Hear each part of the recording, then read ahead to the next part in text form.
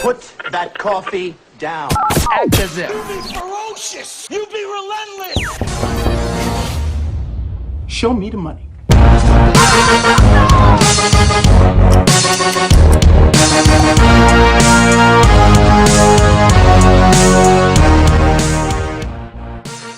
All right, welcome to the latest episode of the Out Fast Podcast. My name is Greg Simpson. I'm your host with, to my right, Jeremy Cloder. Woot woot.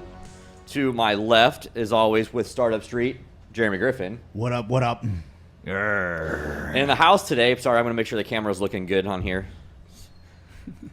In the house today, we have the guys from Old Tampa Bay Title. We have Ralph Zeiler and Andrew Hoek in the house. Welcome to the show, guys. Thanks for coming in and sharing your stuff today. Absolutely, thank you. All right, so these guys are with Old Tampa Bay Title. One of the most confusing things in all of real estate. What exactly does a title company even do? When I first started networking, we were talking about BNI before the show a little bit ago, and when I met a title company in the group, I was like, what the hell does a title company even do? This before I was in real estate. So I think that most people, unless you've bought a house, don't even know what that is. So explain what even a title company does, guys.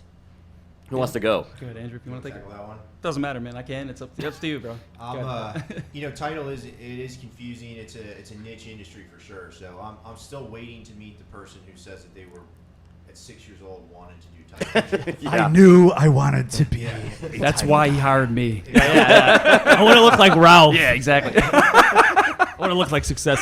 What made you guys like when did you had the law firm first and then you got into title? Like what made you want to kind of veer into having both components? So the background on that is that the bar regulates attorneys, the Florida bar, and so anything that goes out from advertisements, from a solicitation standpoint, all of those things have to be checked and reviewed.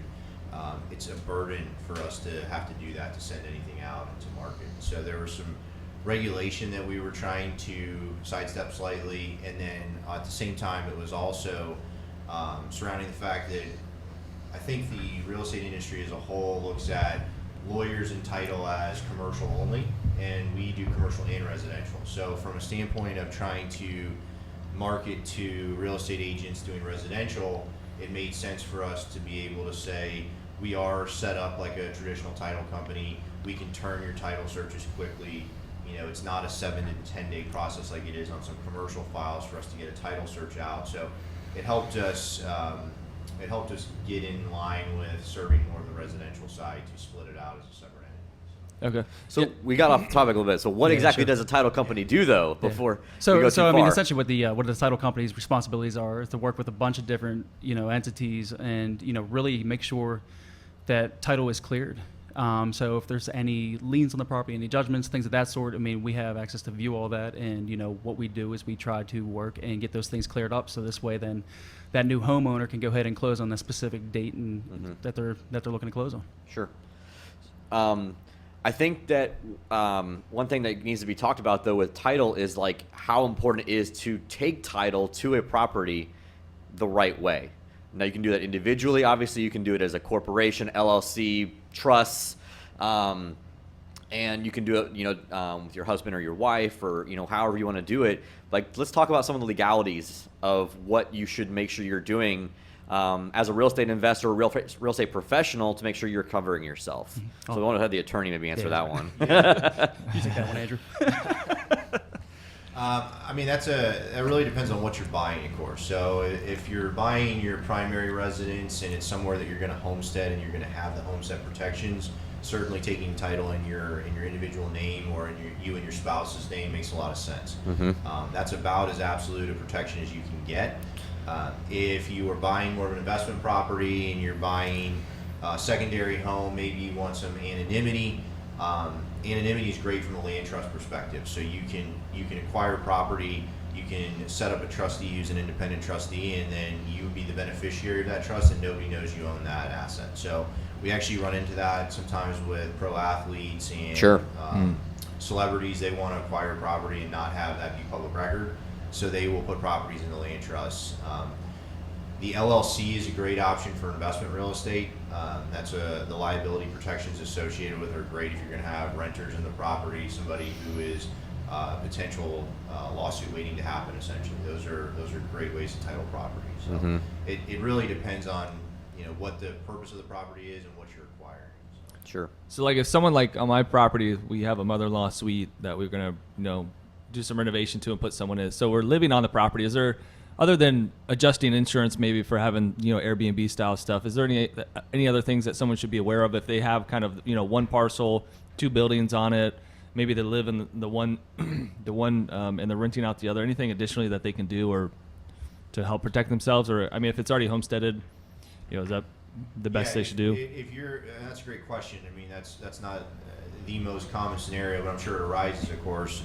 And so, if you have that property homesteaded and it's your primary residence, other than carrying good quality insurance, and it's funny, I always talk to people about umbrella policies, and that seems to be something that some people know of, but a lot of people don't, and they're a great additional kicker, I guess, is the best way to explain that. From if you are insured for, let's say, $1 million in liability, you can then get an umbrella policy to insure above and beyond that, and that kicks in the event that there's some excess judgment. So they're not bad too. They're like, I think $350 a year type. Yeah, it's so cheap. Yeah, Yeah. And it's surprising. It's a no-brainer. So I think if you're well insured and you're homesteaded, that's the best thing you can do in that scenario. So yeah, we've already kind of started going down the direction I know I wanted to kind of go with this, is that how important it is to have your power team set up. You've got real estate professionals like Jeremy and myself and the rest of the agents over at Outfast. You have members of TB RIA that are fix and flipping, buying, holding, Airbnb, like all sorts of different aspects, commercial, whatever the case may be. You've already talked about liability issues. So you've got insurance. So insurance is a huge aspect of any real estate business or your home, whatever. And one thing you were alluding to is a CPA. With how when you're talking about structuring your LLC versus an S corp versus land trust versus all the individual stuff, having things set up properly by working with someone like you guys over at Old Tampa Bay Title, working with a strong CPA and working with an insurance broker that understands what your goals are, all kind of keeps that symbiotic relationship in motion to protect yourself. Because we had an attorney on here a while back that did like business attorney stuff, and he talked about how setting things up properly from the get-go is all where it starts. Yeah. You guys want to talk about that a little bit? Yeah, I couldn't agree more with that, honestly. And we consistently refer people to CPAs to get the tax advice that they need. That's always a constant question, especially in investment real estate. So it's extremely important to have your team. I mean, and just to have that extra guidance from any transaction that you're doing is a no-brainer, I think. Yep, agreed. So where does title really come into a transaction itself? I don't know if you want to talk about that. Sure, yeah, Ralph? I can talk about that. So, Okay. I mean, essentially it comes in right after, after a contract is in place for the realtor. So then essentially then what happens is that they'll go ahead and they'll send over that information then to the title company. And then from that point is when the title company, will get the escrow money and what as well. And then we go ahead and we start our searches and everything right away. Okay. And, get a commitment back, and then we go ahead and start, going through the information from that Sure. standpoint. So what kind of searches do you guys have to do when it comes? I know some of this can get very involved. So kind of just run down some of the quick searches and what you guys are looking for when you're doing a title search. Yeah, I mean, what do we pay you guys to do? Yeah, I know a lot of people say, what do I need a that's title right, company yeah, for? We get it a lot of times where we're like, we'll pay you cash and we'll close in 14 days or whatever. We'll just bring me a stack of cash. I'm like, no, whoa. That's not how this works. But so explain to someone that may not understand, like, what does a title search do and a little bit of the process. We don't have all day because it's obviously very involved, but just like, let's do a, Sure. Yeah, I mean, we try to keep it confusing on purpose. That's right. The basic two searches that we run on almost every real estate transaction are a title search and a lien search. And so a title search reveals things such as mortgages, creditor judgments, things that are encumbrances on property, code enforcement liens, anything that's actually a lien on property and going to affect the status of title. A lien search is more geared towards, are there open permits, are there expired permits, are there unpaid taxes, are there utility bills, water bills that are unpaid, things that aren't necessarily a lien on property but could become issues down the road. So we are running those on that's pretty much every real estate transaction. On some of them we do additional UCC lien searches, judgment searches, but those tend to be more if they're kind of commercial financing requirements out of the lender. But by and large, we're looking really at, are there mortgages on this property? Are there creditor judgments that are liens on the property? Are there code enforcement issues? That type of thing has to be cleared in order to issue a buyer clean title, and that's what we're looking at. So if someone's like been quit claiming a property around, sometimes we'll run into investment properties where it's been quit claimed, and like, of course we never want to buy it like that. Do you guys have any resources for people that like they need to clear title, or how that process works if someone needs to clear it? Yeah, so I mean, we get a lot of people who are looking to do what is known as quieting title. So quieting title is a judicial process where we file a suit and you name any potential interest in the property, and then as long as you can substantiate that you have the first priority and that you have superior interest in the property to everybody else, then you can get a judicial decree that a title insurance company can rely on, and then they can give you marketable insurable title at that point. So there are options for that, and you're right. I mean, quitclaim deeds come into play where, that's an uninsured transaction most of the time. So nobody's really checking it. If I owned, I could quitclaim the Brooklyn Bridge to you, and I'm just saying I'm giving you my interest in it, which is really nothing, of course. And if you accept that, better off for me. I might be going to prison, but Yeah. All right, guys, if you enjoyed what you've seen so far on Facebook Live, make sure you subscribe to us on iTunes and on YouTube, and check back for the full episode there, because I'm going to ask them a really important question is, why do you guys make sure that why did you guys make the decision to bring in the attorney aspect to the title company? So we're going to answer that off of Facebook Live. So we're done. Oh, and one thing that I was going to mention earlier is like on my property management form, when I bring on a new owner, I have on there, and I made a note to add the CPA part, but I have on there like, have you reviewed your insurance policy to make sure that if it hasn't been rented to renters before, now it is. And then I have one for asset protection. So like, would you like an introduction to an attorney to make sure like you're holding it away, and that way we can try to add more value to the owners that we bring on and try to help educate them. Because I mean, there's one guy that Corey's done some handyman work for, and he's always been like a stickler on prices, and I have 3 properties, and he ended up doing some work at his personal residence, and it's like this huge mansion up in Seminole, but he still holds everything in his name. Oof. And I'm just like, sometimes they just maybe think they're the expert, but that is one of those things that it never ceases to amaze me that just because somebody is well off or has gotten pretty far in a success standpoint financially, doesn't always mean they've got the best setup going, of course, and many of them do, of course, but not all of them. And so it's always good to ask questions, review, counsel on that. So. So why did you guys really marry the title company with an attorneys? Like, what? I know that there's rumors that that's coming down the pike here in Florida, but is there a bigger reason why? Do you want to answer that from an outside perspective? I mean, I could say from a non-attorney's perspective, for myself and with what I do on a daily basis. I mean, there are a lot of title companies out there. I mean, you can go up and down the street and probably see one on every block. However, the resources that these companies provide are different. And I could say that I've been in the title game now for the past couple years, and having the opportunity to meet Andrew and to meet these other attorneys, and the resources that we have are unbelievable, and it's almost like you said before about a power team. This is a power team.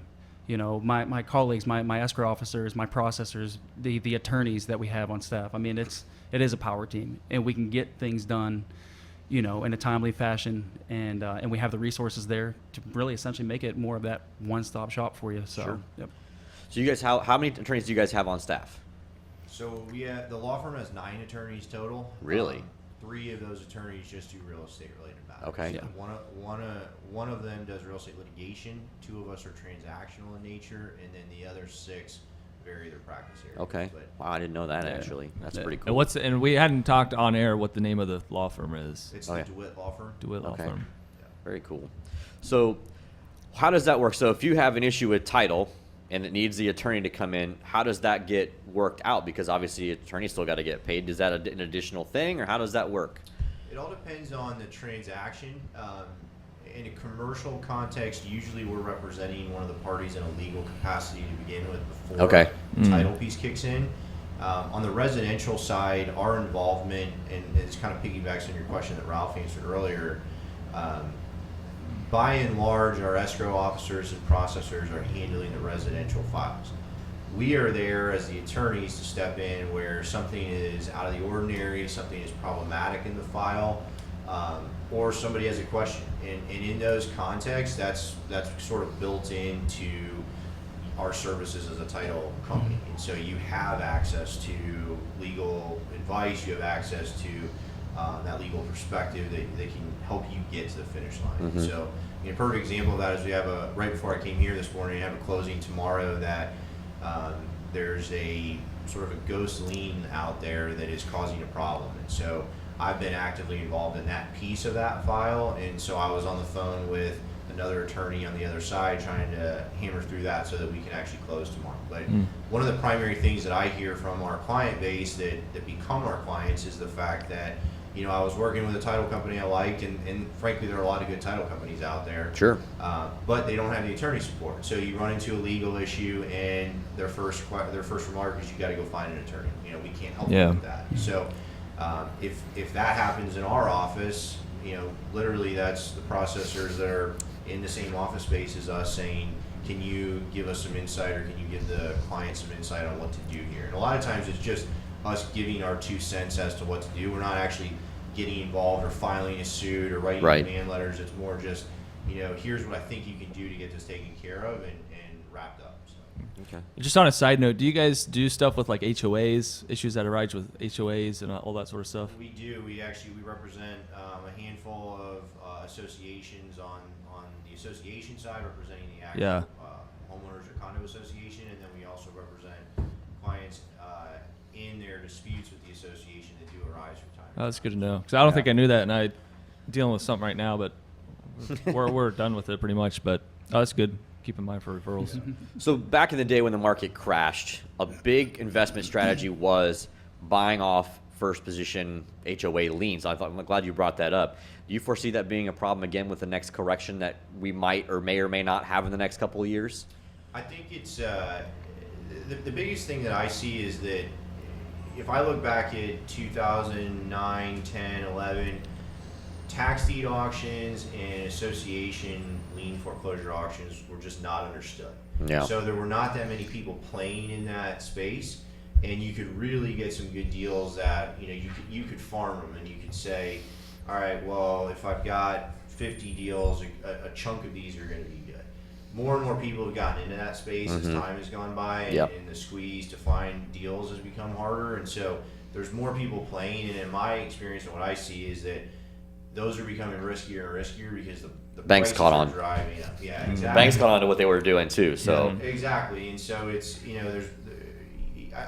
you're seeing people playing closer to market value for riskier property acquisition. Yeah. All right, so I love asking this question. What's the craziest deal you guys have ever had to do? Like to get one to the closing table? Because I'm sure there's plenty of them, but this that you're legally willing to talk about. What was that TV show? The names have been changed to protect the innocent. Muppet characters or something. Hello, Kermit the Frog. What is like we see some probate ones that get pretty hairy, pretty tough to navigate.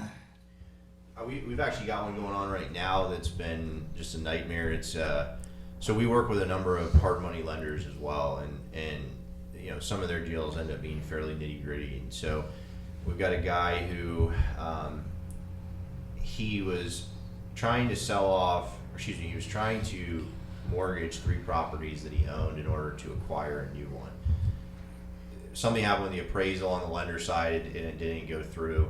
He missed his closing date on the acquisition of the property he's trying to buy. So comes back to the table, says the deal's on, puts a pretty large additional deposit down on that property, and now we are instead of encumbering the properties that he has, we're actually going to encumber the new property. So we've got another title insurance company who's issuing the owner's policy on that acquisition because it's a different seller. We're issuing the lender's policy because we're encumbering several other properties for the loan. but the seller's gone totally rogue on that property. So Wonderful. there's a large 5-figure deposit up in the air right now on that, and I see more and more attorneys starting to get involved in that transaction. So that's just kind of an example of some of the stuff that we're dealing with on a fairly regular basis. I mean, I don't know if you recall anything that's been. I mean, from a business relationship management standpoint, I mean, I get to pass a lot of those fun things off to you. Yeah, dude. yeah. So that's about it, man. Ralph's like, we just crush it every time. that's right. It's all good. Smooth the closing. Here's our headache. That's right. Exactly. Yeah. Thank you. I appreciate that. Yes. So what's been your guys' experience with networking and working with the members of TB RIA? It's been fantastic, man. Yeah. I mean, it really has. I love the members of TB RIA, man, and having the opportunity to get up there and get a chance to meet a lot of these men and women that are wholesaling and flipping and really, to be one of their support systems, man. I love the RIAs. I love the main monthly meeting. Mm-hmm. I mean, coming out there and seeing a room of 60, 70, 100 people is fantastic, I do like to have fun. I do like to bring a lot of good vibes, a lot of good energy, and some peeps. And some peeps, And some man. cool giveaways. Some cool giveaways, and it's interesting. Sometimes. Yeah. Exactly. Yeah. But Good times. it's a silly concept, but it's amazing to me that how effective something like that really is. Because I mean, I've actually had people after the RIA, a week, 2 weeks goes by, and then all of a sudden they're like, I get a phone call, and they're like, hey, I had that Lifesaver package and with your business card, and I'm actually in a situation that I like to reach out, and so I can go ahead and pass them on to my team. But sometimes it's little things like that just can go a far way, man. Yeah, absolutely. That's great to hear, man. Yeah. Were you at the last one? I was, man. I threw out some peeps. Awesome. In the spirit of stole Easter, one. I was throwing out some peeps, man. Nice. We want to be your peeps. What'd you think? Throwing off the peeps? Yeah, that's me, man. I'm the one throwing the peeps, Gotcha. man. Yeah. Gotcha. It was my birthday. That's so funny. Did you get a peep? Yeah, so no, I No. didn't get any Oh, my peeps. bad, dude. I I'll wasn't get you in next there time. All for right, that. man. I was like, so how's it going in there? Yeah. Kyle was like, somebody's just like throwing peeps out there. And, dude, I was like, sounds like it's going great, man. It is. It gets rowdy, man. When Ralph comes up to present his 30 seconds his speech, man, that's it. It gets rowdy. I like to have fun, man. I like to bring good vibes and good energy, man. That's just who I am. It's me in nature, and I think, like I said, I mean, between encompassing that and having, like I said, I love being part of this team and the company I work for. The men and women that work there are just fantastic, man. So we, really, it's a fun culture Very cool. to work in. I can't say enough good stuff about TB RIA, honestly. I mean, I'm a huge proponent of education for people, and that's a great outlet for that. I mean, you have all levels of investors, and in particular for novices, just to be able to network and to talk with the people who've had success, and to have the speaker series and the people coming in. I can't tell you how many people we inherit as legal clients that have horror stories because they've plowed it ahead without really educating themselves into something, and it's a shame because they've scrapped and they saved to try to get into real estate investing, and then they blow what they've done, and if one transaction goes south. And so to be able to have outlets like that aren't necessarily even just legal education, but they're just here's where we've had success and here's how you can get started. I think they're fantastic opportunities. Yeah. And it is. It's a convenience factor as well, right? It's Yeah. kind of like I said before. It's kind of your one-stop shop, especially for folks that are in that type of industry. Where we have the title end, but we also have the legal end as well. So I'm going to jump in on what he said. I'm going to go on a little rant. Is that okay for a second? Go nuts. Greg I want Seg. y'all to mini Greg Seg or something here. Mini Greg Seg. No, this is kind of thing that kind of comes up a lot, and it doesn't get talked about enough, like in the public sector. Though, guess what, y'all listen right now that you're either starting real estate or you've done real estate. You might resonate with this. This business is not for everyone. I will say that again. This business is not for everyone. Now, because and what I mean by that is that not everyone wants to be a wholesaler or can be a wholesaler. I think people understand how hard it is to be a wholesaler. Not everyone is cut out to be a fix and flipper. And not everyone has the patience to deal with tenants and toilets and being a landlord. Some people are best suited being a wholesaler or a fix and flipper or that. And honestly, some people are just better off being freaking lenders and letting the experts do their job and sit back and collect a paycheck of 10% interest or whatever you agree upon. Because I've seen so many people that have stacks of cash get into this business and blow it because they don't know what they're doing, or they took somebody else's freaking advice and ended up blowing up in their face because they bought a bad deal without doing their due diligence or without, really understanding the process itself of going into a deal. So where is this coming from right now? no, I own a RIA, and what's in the back of your mind right now? I know. Well, we had a RIA Who member. messed up? Not me. No, it was one of our members. This is a while ago. Okay. The name will We've had a lot. stay a secret, but it happened to one of our members who had no business being a fix and flipper. He is designed and is set up to be a lender only. That's it. Like, that's all he's doing. And that's what he's doing now.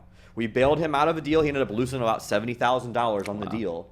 And he could have lost over 100 if I hadn't Jeremy and I both had to walk him off the cliff several times to be like, no, sell it and be done with it and move on and take that money you're going to get back and reinvest it and just be a lender. And that's what he's doing now. So, there's so many things that you have to make sure you do and understand that you are not capable of doing certain things. And that's no knock on somebody, because everyone's good at something and not everyone can be a wholesaler. If you're thinking about getting into wholesaling and you make good money, don't you dare freaking do that. That is a job. It is a hard job. Fix and flipping is a job. If you have money, go buy rentals and take that passive cash flow. Or if you don't want to deal with the tenants and toilets, hire Jeremy. And if you don't even want to have to deal with the properties at all, then just lend your money out to experienced flippers or experienced buy and hold investors. So I think that's my kinda, rant. Sorry, guys. Well, that goes back to what we were just saying though about the educational Right. value that something like TV RIA brings For $200. You know what I mean?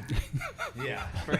I'll roll my eyes at that too. I like to call that the HGTV effect. Personally. It is absolutely Yeah. 100%. You see these glamour shows on TV and it looks so easy. And Yep. everybody Oh, yeah. says, all right, well, Yeah. I'm going to do that. Did you see that? I think the other thing really quick, sorry, I didn't mean to cut you off, but you see these idiots. It's like, I'll say his name, Scott Yancey from Vegas. I don't give a shit. I don't like that guy. Anyway, Come at us, Scott. He's Come at actually me, probably bro. a really, really smart guy. Tell us but how on you feel. TV, it makes him look like he's a complete idiot. So what it does is it makes people think, well, that guy's an idiot. I can do that. And I'm not really knocking Scott, because I think that's just what he looks like on TV, right? He's probably a super nice guy and he's probably really, really smart, but they make him look like a fool. Yeah. And then he's not the only one they make him do that. And they stage all that stuff to make them look goofy or whatever. It's like, oh, well, if that guy or girl can do it, I can do it. And that's just not the reality that we face in the real business. So what were you going to say? Sorry. Yeah, there was an article that came out probably in the last 6 months or something on Tampa Bay Times or something like that, where it just pulled what a property was bought for and resold for and said the profit was in between. And I'm like, you're getting people that have no clue about what that that's even means, about, obviously it's gross, but people are just looking, Tampa people are flipping, making $120,000 on every house they flip. And it's just like, maybe they don't know any better as far as reporting, but it's like, it's just stuff that doesn't help. It keeps generating the hype around the real estate market, which is good, but it's also bad for the first time flippers that really don't know what they're doing, because everyone thinks they can flip a house, but they typically forget to do the holding costs or the hard money costs or the realtor commissions at the back end or the closing costs on front and back end of the deal. And it's just the unforeseen. The unforeseen is my favorite, because It's kind of like you said, though. deal. Just kind of pick your path and know your niche and just go with it, man. Yeah. Just run with it. That's why it is super important to get educated on all aspects of business. So of this business. So we have, I've had several people that take our wholesaling class just because they want to understand the fundamentals. And they come up to me after the day-long training. And they go, this is phenomenal information. I'm glad I have this foundation, but I want nothing to do with wholesaling. Nothing to do with fix and flipping, because they're like, I make six figures. I've got 6 figures in an IRA account. Why the hell would I want to go create another job for myself? So they're like, we got $100,000. I'll lend it to you. We got $200,000. I'll lend it to you. That kind of stuff happens all the time. But it's always good to get that foundation, no matter what side of the business you're in. I don't care what business you're in. Yeah. You got to get a foundation of something. Yeah. Everything's got its own systems in place as well. So yeah. Yeah, for sure.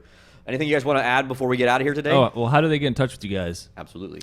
I can give the address and everything as well. Everything, So yeah. our address Email, is whatever you want to do. Email. Yeah, feel free to Socials. reach out. Yeah, exactly. I don't know about the socials, man. We might want to stop on that, but no. We have 2 offices currently, and we're expanding into Orlando. But the office here in South Tampa is at 607 West Bay Street, right here in the Hyde Park area, and then we also have a North Tampa office, which is at 3820 Gun Highway.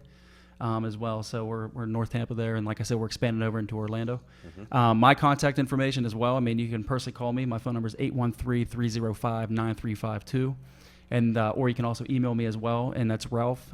It's RALPH, not RALF. Okay, so RALPH at oldtampabaytitle.com. So look forward to hearing from everyone. Yeah. If you're confused that you may not want to. Yeah. I'll probably, yeah. That's right. Yeah, exactly. Yeah. Email it spelled that way. Delete that shit. Believe it or not, man, it happens, dude. It happens, man. We need to create an alias for Ralph to look forward to the real one. Well, anyway, guys, thanks for coming in, taking the time out of your schedule. I hope you guys listening got a really good information from these guys and us as well. If you like what you heard, please make sure you subscribe to us on YouTube. Look for these episodes on Facebook. Make sure you're on Instagram. We're all over the place, wherever you can think of. This will be on Stitcher, Amazon. If you have Alexa at home, you can listen to the podcast there as well. So, again, thank you guys for coming in today. Awesome. Yeah, thank you so much, man. Thanks, guys. Thanks. Great time. Yeah, thanks.